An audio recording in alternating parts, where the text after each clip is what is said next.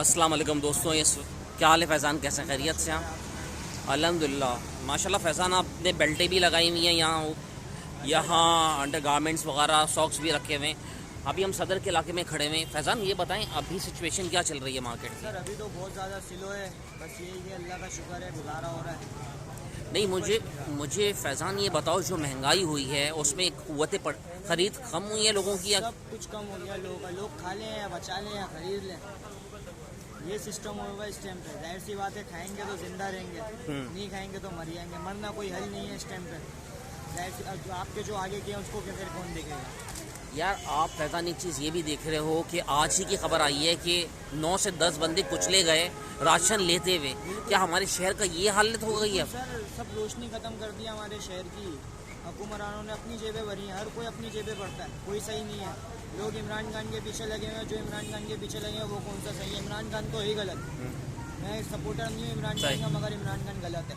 सही है, इमरान खान बिल्कुल गलत है। इसके चक्कर में और थोड़ा मुल्क का हालात खराब है इमरान खान के चक्कर में, जो सीधी सी बात है।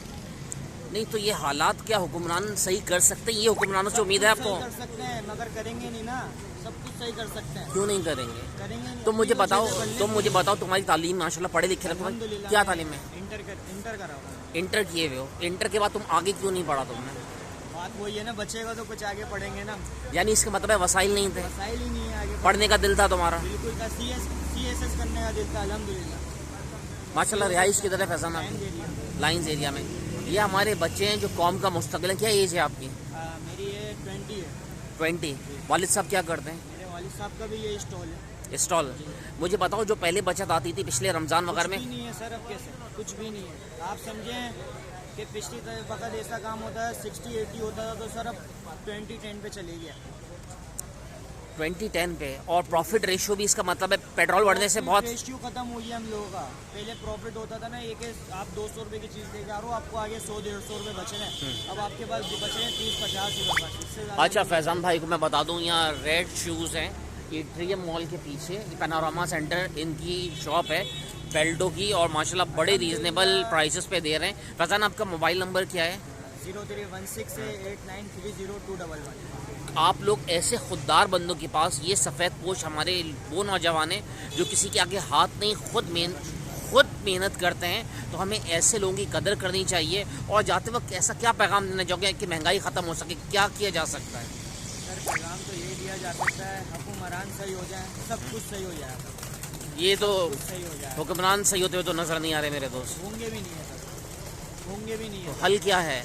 मैं एक आम कराची के शहरी से, कराची का जो आलम कर दिया गया है, लोग रात में निकलते हुए डर रहे हैं, लोग निकल नहीं रहे, बाज़ारों की रौनक वो नहीं है। ये तो सर नवाज शरीफ की हुकूमत आती है जब उससे ऐसा हो जाता है।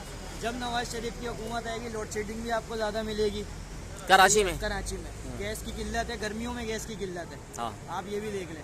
और आप देख लें कराची का हाल हुआ, दिन दिहाड़े ऐसे रश में चोरियाँ डकैतियाँ हो रही हैं, आप देख लें। यार जब बेरोजगारी होगी सब कुछ होगा, लोग क्या करेंगे? अच्छे खासे पढ़े लिखे लोग बिल्कुल सब कर रहे हैं माशाल्लाह, डिग्रियां लेके बैठे हुए। मैं बोल रहा हूँ आपको कि कॉपियाँ लेके घूम रहे होते हैं यहाँ पे बेचने के लिए। बेरोजगार इतने हो गए लोग। अल्लाह आसानी करे। फैज़ान आपसे बात करके बहुत खुशी हुई, और इंशाल्लाह अल्लाह ताला आपकी काम में बरकत दे। जज़ाकल्लाह। और जाते वक्त हम बात ज़रूर कहते हैं, पाकिस्तान जिंदाबाद। Thank you.